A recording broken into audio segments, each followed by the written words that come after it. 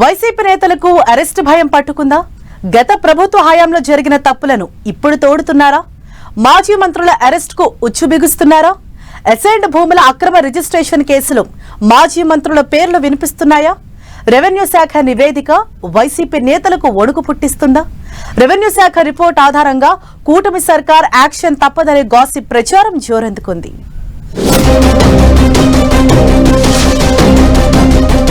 ఆ 6 మాజీ మంత్రులపై చర్యలు తప్పవా? ప్రభుత్వ భూముల్ని అప్పనంగా మాయం చేశారా? అధికారుల పాత్ర ఎంత? ప్రజాప్రతినిధులు దోచినదెంత? రెవెన్యూ శాఖ రిపోర్ట్తో వైసీపీ నేతలు భయపడుతున్నారా? కూటమి ప్రభుత్వం అధికారంలోకొచ్చినప్పటి నుంచి వైసీపీ నేతలకు అరెస్టు భయం పట్టుకుందని పొలిటికల్ సర్కిళ్లలో టాక్ వినిపిస్తోంది. గత ప్రభుత్వ హయాంలో చేసిన తప్పులను వెదికే పనిలో పడింది కూటమి సర్కార్. ఏ నాయకుడు ఏ చిన్న తప్పు చేసినట్టు ఆధారం దొరికినా వదిలిపెట్టడం లేదు. కూపిలాగి జైల్లో కూర్చోబెడుతోంది. తాజాగా నెల్లూరు జిల్లాకు చెందిన మాజీ మంత్రి కాకాని గోవర్ధన్ రెడ్డికి విచారణకు రావాలని నోటీసులు ఇచ్చారు. ఇప్పుడు మరో 6 మాజీ మంత్రులకు కూడా ఒచ్చు బిగుసుకునేలా ఉందని పొలిటికల్ సర్కిళ్లలో బలమైన టాక్ వినిపిస్తోంది. ఏపీ రెవెన్యూ శాఖ నివేదికలో భయంకరమైన నిజాలు బయటపడ్డాయని ప్రచారం జరుగుతోంది. అసైన్ భూముల అక్రమ రిజిస్ట్రేషన్లు, ప్రభుత్వ భూముల ఆక్రమణల కేసుల్లో ఏకంగా 6 మంత్రులు, 42 మంది ప్రజాప్రతినిధుల ప్రమేయం ఉందని నిగ్గు తేల్చింది రెవెన్యూ శాఖ. వీళ్లే కాకుండా 120 మంది వైసీపీ నేతల పాత్ర ఉందని రెవెన్యూ శాఖ రిపోర్ట్ చెబుతోంది.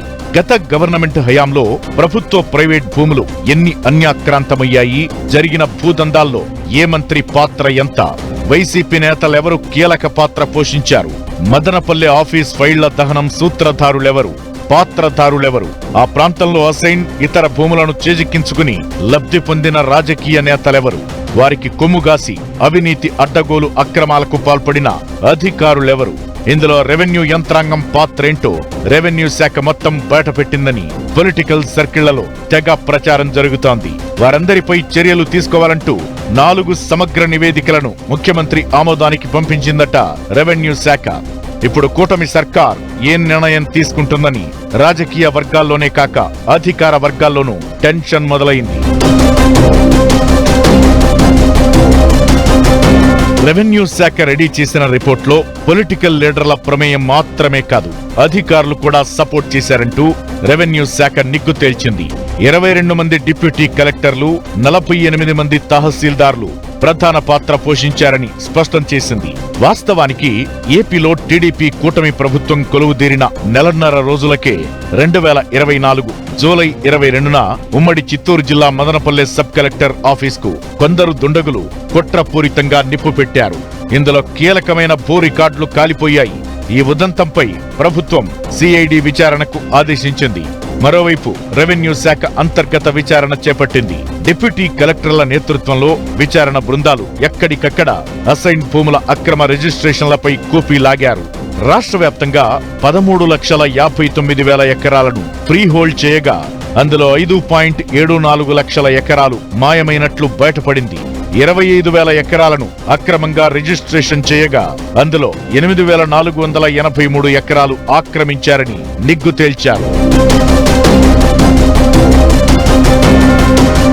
ప్రభుత్వ అసైన్ భూములు కాజేసిన వారిపై భూముల ఆక్రమిత చట్టం 1905 కింద క్రిమినల్ కేసులు పెట్టాలని రెవెన్యూ శాఖ ప్రభుత్వానికి నివేదిక చేరవేసిందని ప్రచారం జరుగుతోంది. సదరు ఫైల్ ప్రస్తుతం సాధారణ పరిపాలన శాఖ పరిశీలనలో ఉందట. ఈ ఆక్రమణల విషయంలో సీఎం చంద్రబాబు ఇచ్చే ఆదేశాల కోసం రెవెన్యూ శాఖ ఎదురు చూస్తోంది. దీంతో భూదందా ఆక్రమణల ఆరోపణలు ఎదుర్కొంటున్న మాజీ మంత్రులతో పాటు ప్రజా ప్రతినిధులకు భయం పట్టుకుందని పొలిటికల్ సర్కిళ్లలో గాసిప్ చక్కర్లు కొడుతోంది. ఇటు ప్రభుత్వం ఎలాంటి వేటు వేస్తుందని ఆరోపణలు ఎదుర్కొంటున్న అధికారులు సైతం టెన్షన్ పడుతున్నారట.